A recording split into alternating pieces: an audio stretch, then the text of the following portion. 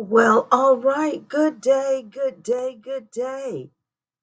I'm hoping everyone can hear me out there. Let's test, see if we've got good sound. Let me get myself situated in my chair.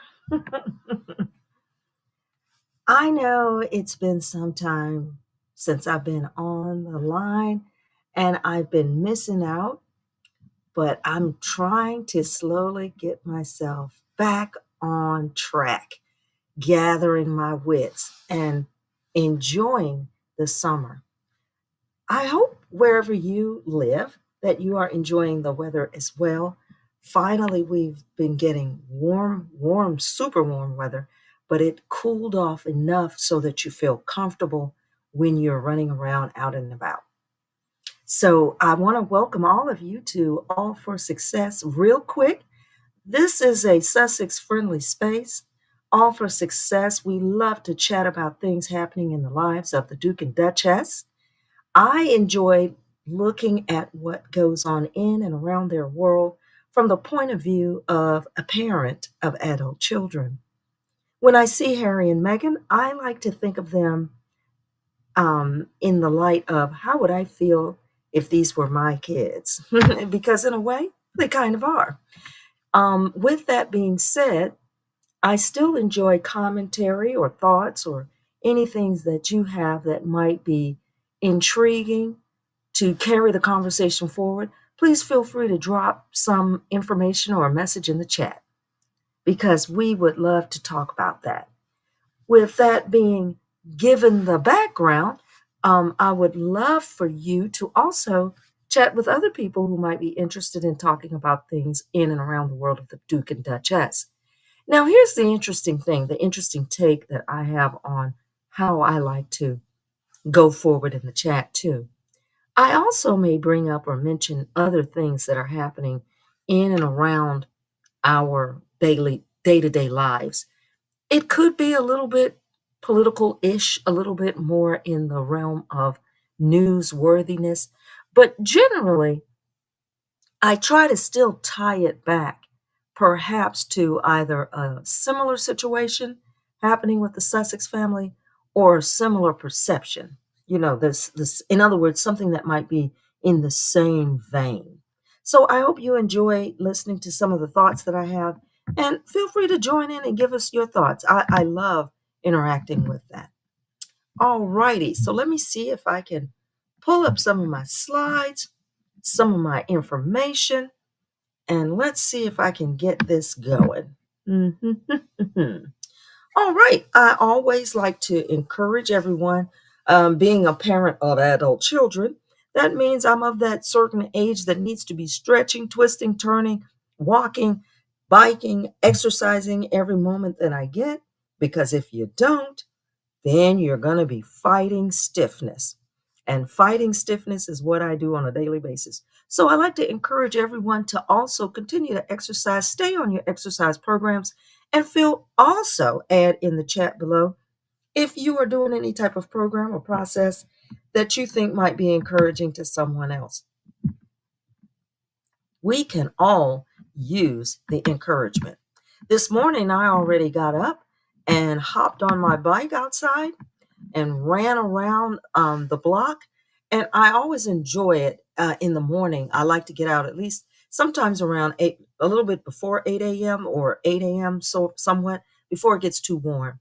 And every now and then in my neighborhood, I'm noticing that I'm meeting more and more people out and about as I make my little round around the neighborhood. I think when you add it up, I'm probably doing a quick ride of about a mile and a half. And it really is helpful. It kind of gets me going, gets all the bones and muscles moving in the morning. Again, parent of adult children, we need to stay on top of that. And it is tough because it's interesting how your mind will always say, no, sit down, rest. Don't do anything, relax. You'll be in pain if you move too much. And it is interesting that you must, and take it from one who knows, this is a conversation that you must talk over, because even when you're sore, hurting, or even if you feel a little under the weather. That's the time when you really gotta, I know, pop in a Tylenol or Excedrin and do it anyway, because that's the body trying to hold you back. So I'm saying all that to be as encouraging as I can. So everybody who is interested, get out there and join in and exercise too. Okay. So let's see what I want to, this is a short chat. Even though I always promise it's a short chat, this one actually will be, because I'm supposed to be somewhere in about a half an hour, 45 minutes or so. But listen, folks, I'm gonna I'm gonna kind of begin. I'm gonna kind of do what I call a series, but we'll get to why that is, and something that I want us to look at over a span of time. And it's just something, even though I've seen it and been seeing it often, I had not really looked in depth into it. But we're going to get into a little bit of that and have some fun with it. Now, I got to give you a heads up. Of course, we are all definitely still looking out for all of the as ever products.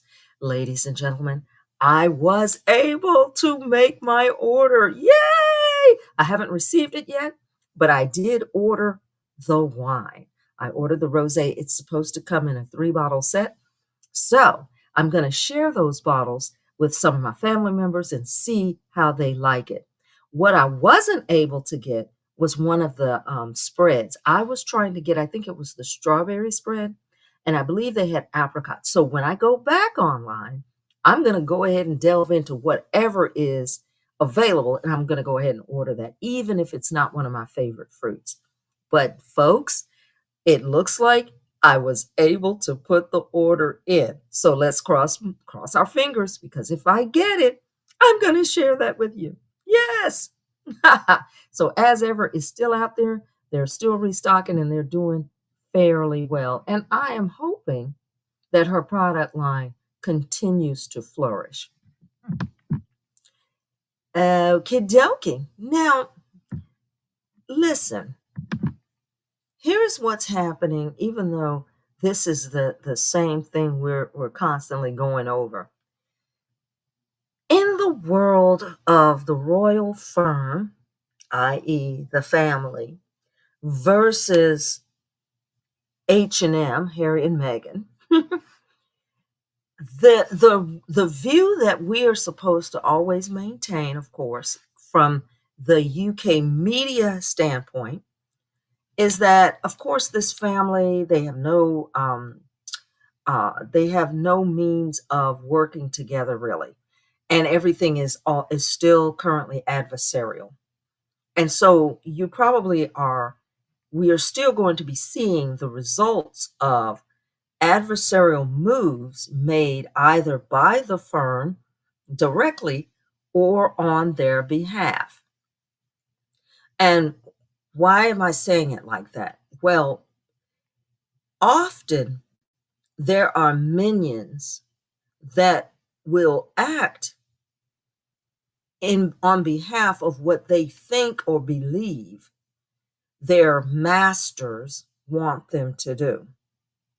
And this is it's often very, very difficult to separate or parse it out. And by that I mean, if a person is allied to, let's say, the royal firm, then it's going to be a natural flow for them to feel, act, and behave in the same manner directed towards the Duke and Duchess. They too will be negative in thought, negative in mind, and negative in approach, and doing whatever they can do to be disruptive in the lives of the Duke and Duchess.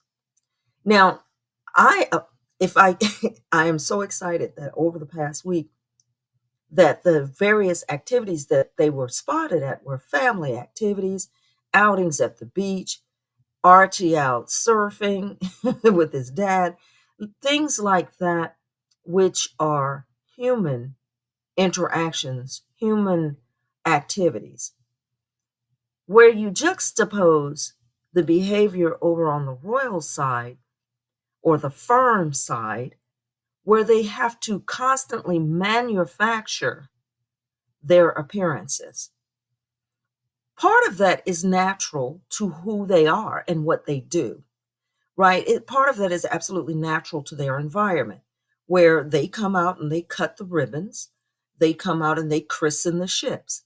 That is actually, a natural part of what their function is. And so they serve in that function.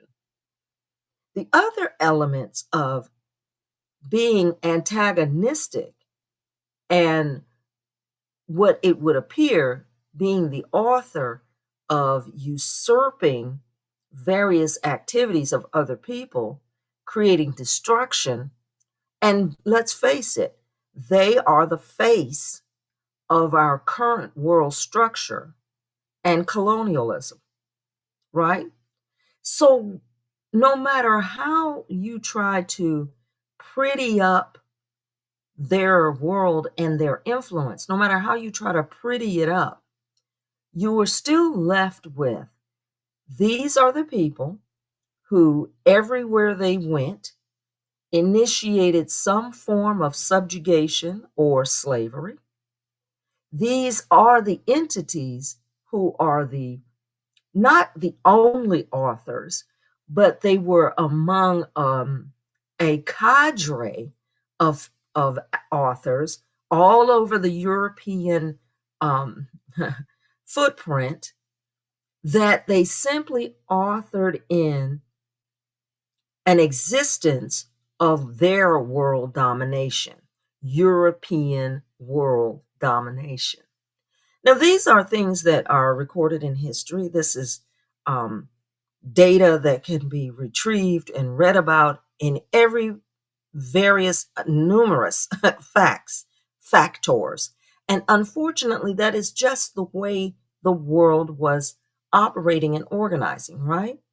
They're the ones that went into the countries and burned the food sources and planted sugar cane and made people work that land and brought people in from various places to keep them in a state of continuous work and servitude.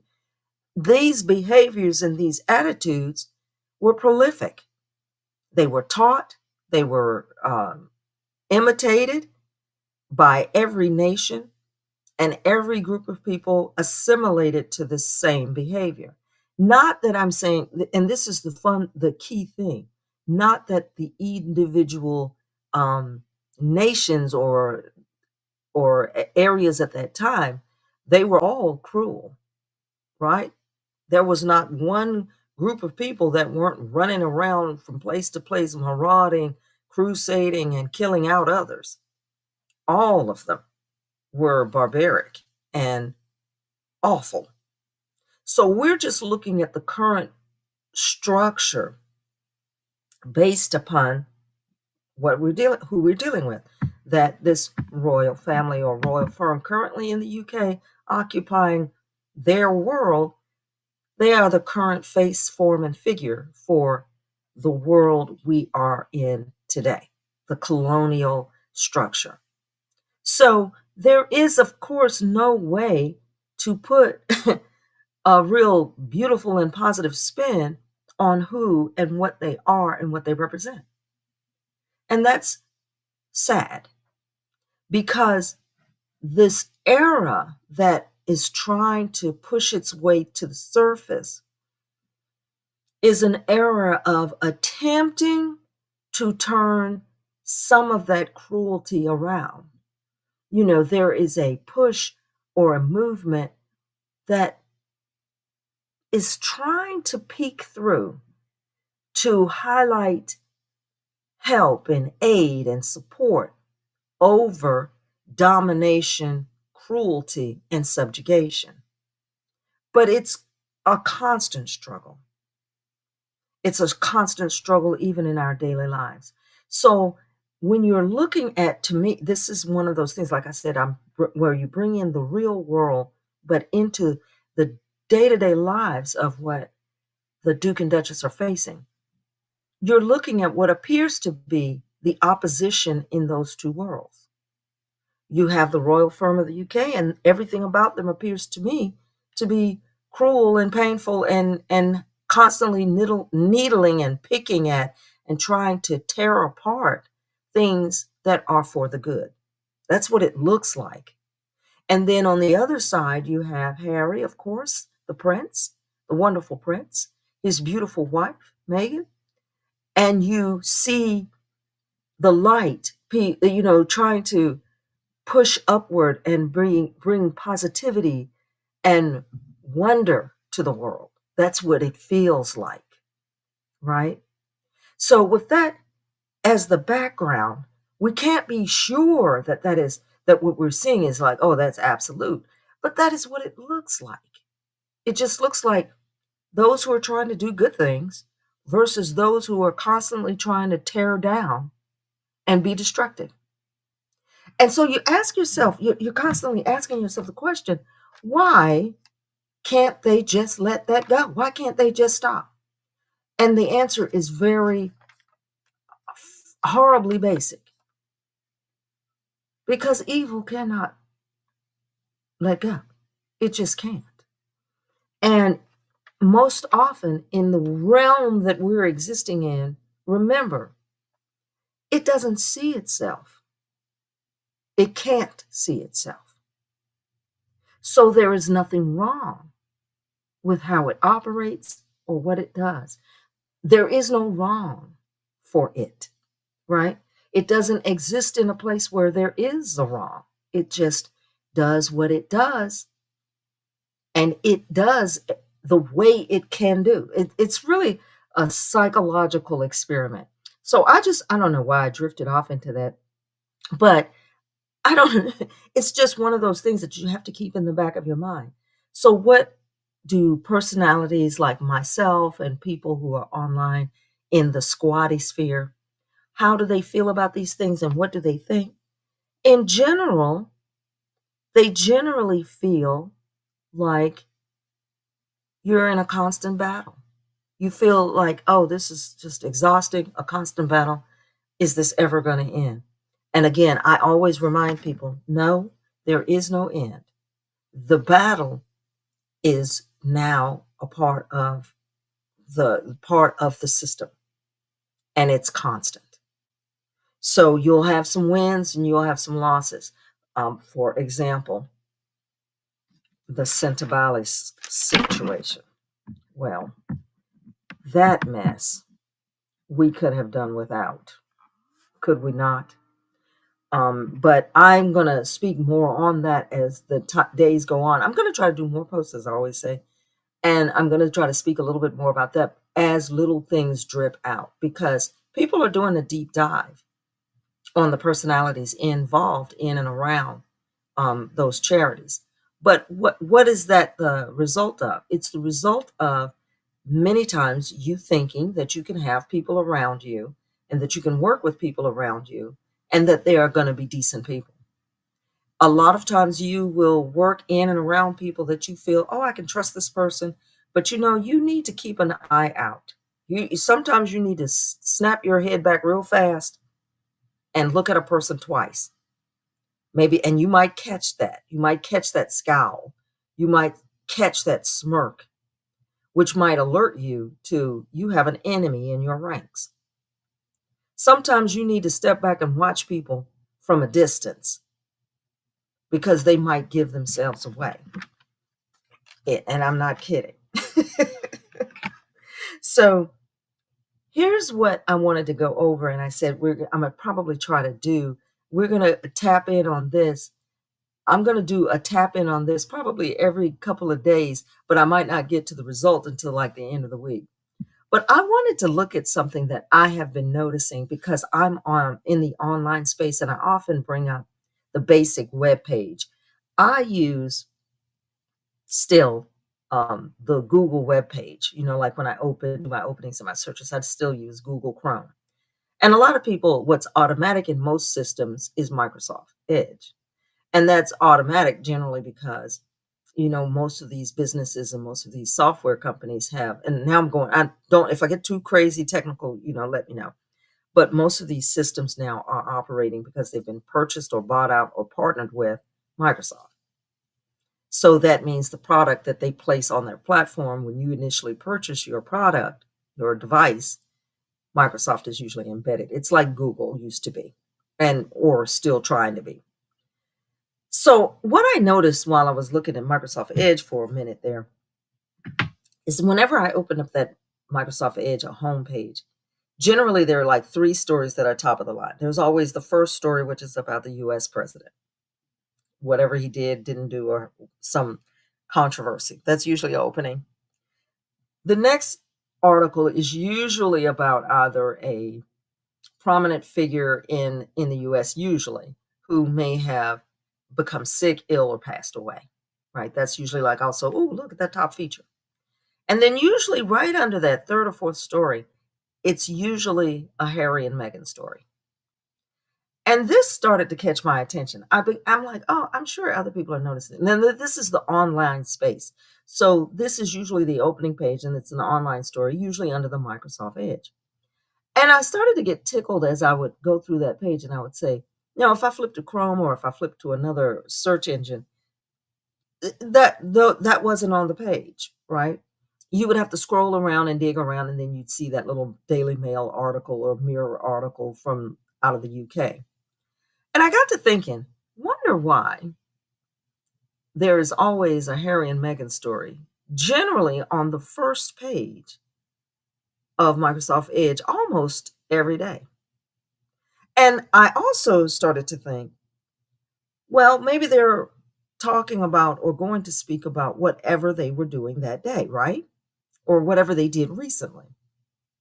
Instead, I noticed this trend that in general, it was like a rehash or a revamp of stories from as far back, in this case, as 2020. So I said, let me dig a little bit and let's see who are the authors of these stories.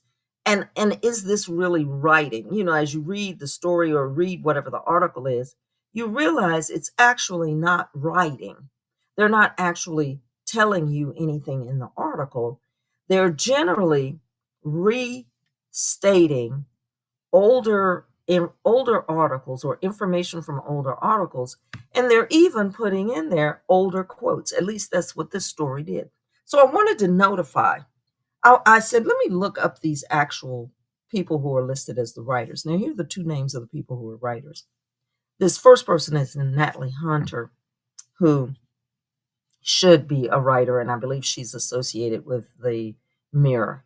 And then the other lady, I cannot pronounce her last name, Sophia Papa Mafrowdy, I believe, also associated with Daily Mail and the Mirror.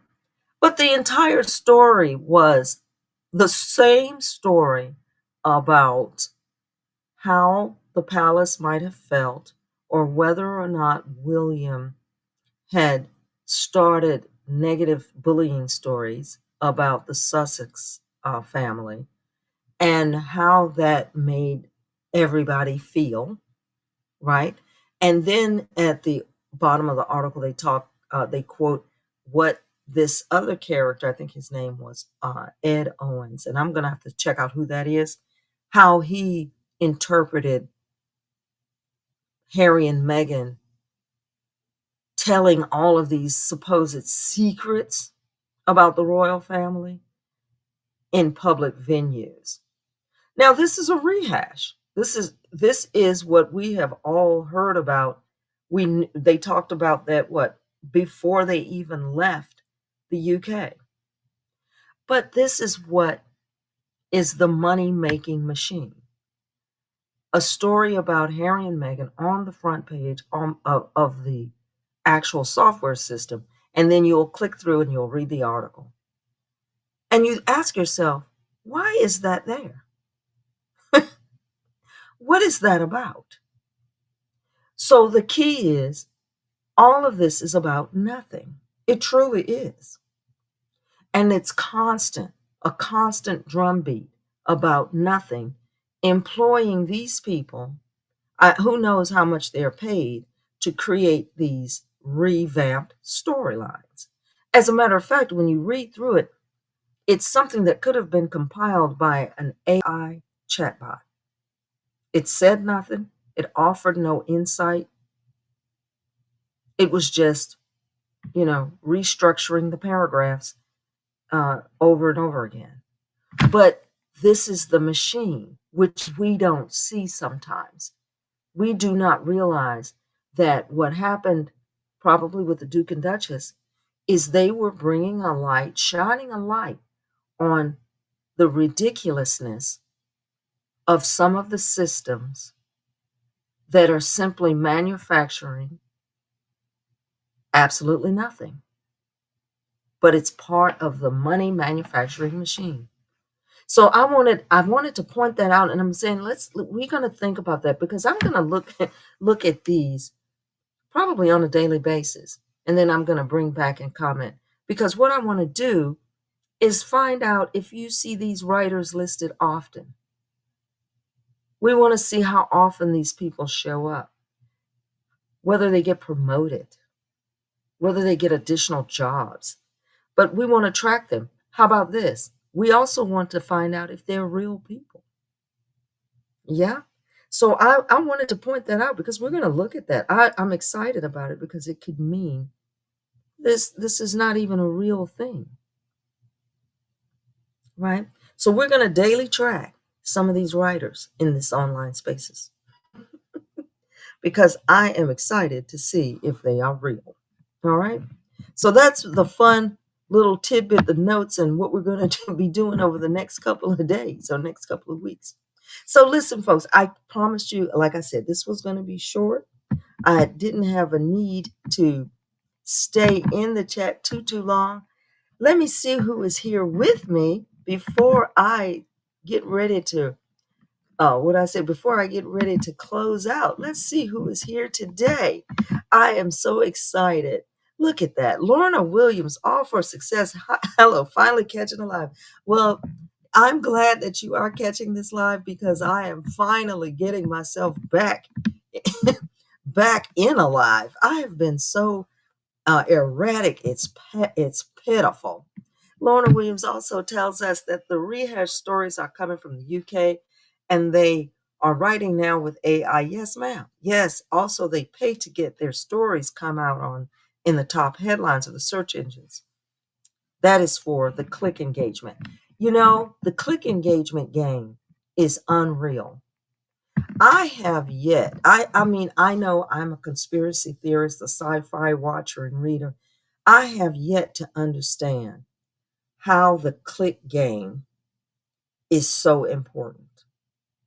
Like, what is it about holding your eyeballs and your attention in this click game that we are playing?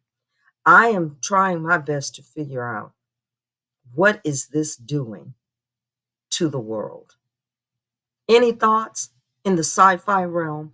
I'm, except for someone sucking energy out of your body, I'm trying to understand what it is that this click feed is actually doing.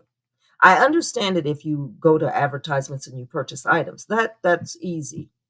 But just wanting people to constantly move around in a space and click, click, click, click, what is that about? What is that doing? But we need to figure that out, because there's something nefarious there. I just can't put my finger on it. Joyce Anderson, thank you. Thank you so much for being here as well. Good Sunday morning to all for success and everyone. I am happy to be here, and I am happy that you are here. Thank you for jumping in here on the chat, and I'm so glad you're hanging out with us for a few minutes. I promise I will not take your whole morning, because you all, as I say, you're supposed to be getting ready to run out and do errands if you have any, and get yourself up and going for all that stuff you want to do today. And Joyce Anderson, it is whenever I see you guys, you all are the super squatties. So I'm just pleased that you're here. so pleased that you get to sit and listen to me ramble. She's like, okay, yes, you're rambling. But before I go, I always like to drop a thought of kind of where my thought processes are coming from. And I've said this before, but I want to share this again. And I always have point folks to various Bible scriptures. Now, don't get too intense. Don't get nervous. There is no cult practice here, and there is no. I'm not recruiting for any particular Kool-Aid drinking services. So let's just. It's kind of like read the text, and then we kind of, what do you call it? Mull over the text. So before we roll out, I would like to share with you Psalms, a thought from Psalms, because in Psalms we are reading this verse. I am a wonder unto many, but thou art my strong refuge. This verse, as it's stated, it highlights the psalmist writer's experience as a sign of wonder to others, but while simultaneously emphasizing that God as his strength and refuge. Yes, we have to remind ourselves if we can. A lot of times people feel like they are emptying out.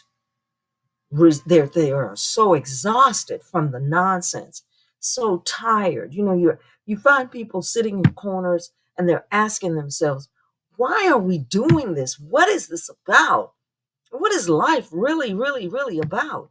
This is going to come up often in life, right?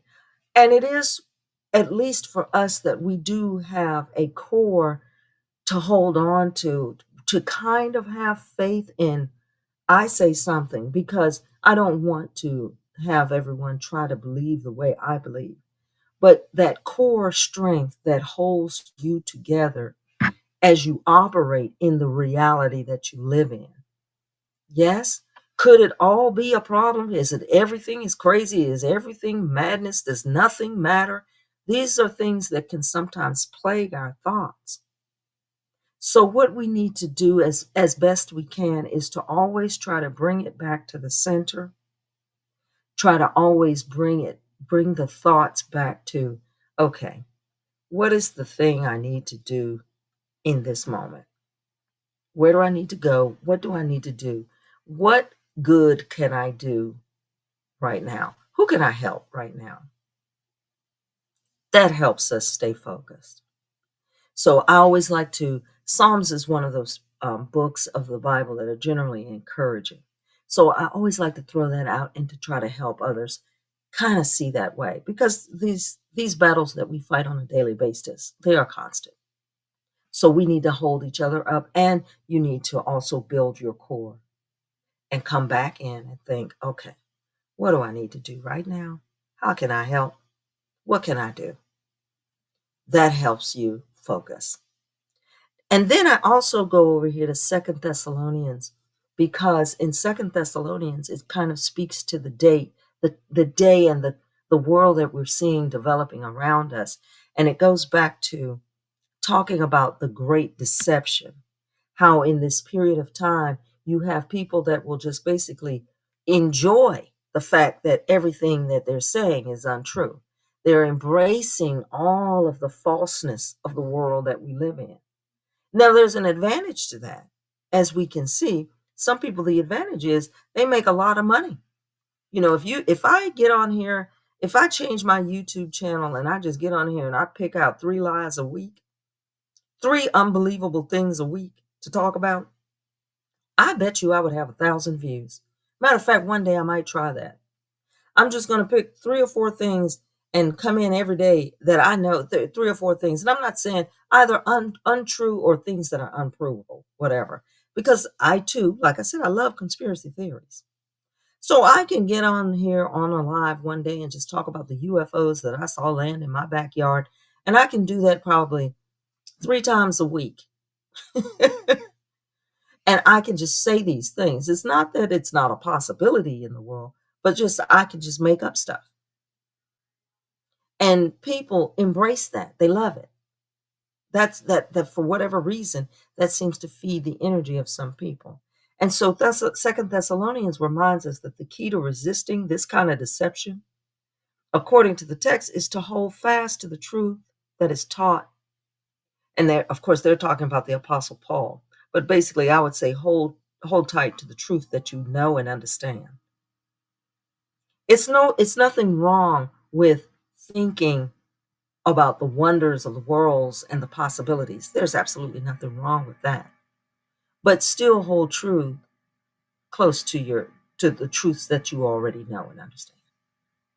Hold to those truths, right? The people that you love, the people in your life, the things you can do, the places you can go. Hold tight to those truths.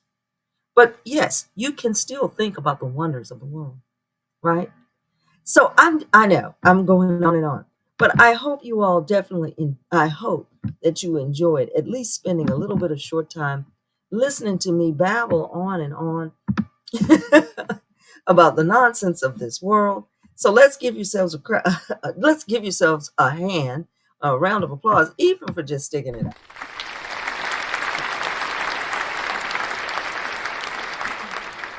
All right, all right, all right. Thank you guys for at least joining in and spending some time with me this morning. And as I get some more stuff to put up, I'm going to at least show you some of my gardening work. I'm excited. I'm going to show you some things I'm putting down. And I hope you all are participating and enjoying that as well. So keep your hands and eyes on the prize.